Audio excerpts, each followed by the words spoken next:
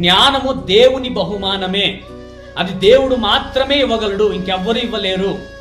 ఏ సమయంలో ఎలా నడుచుకోవాలో, ఎలా ప్రవర్తించాలో, ఎలా జీవించాలో, ఎలా ఉండాలో, ఏ విధంగా బ్రతకాలో ప్రతిదీ కూడా నీకు బహుమానంగా ఇవ్వగలిగినటువంటి జ్ఞానము దేవుని దగ్గర తప్ప ఏ మనుష్యుని యొద్ద ఎక్కడ కూడా ఏ స్థలంలో కూడా లేదు.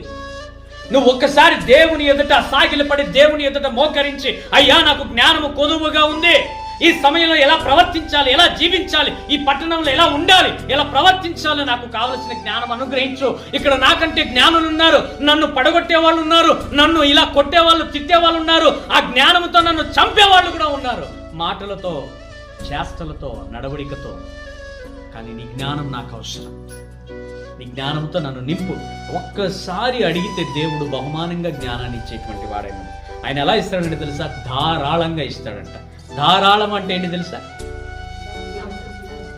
మీరు నన్ను ఒక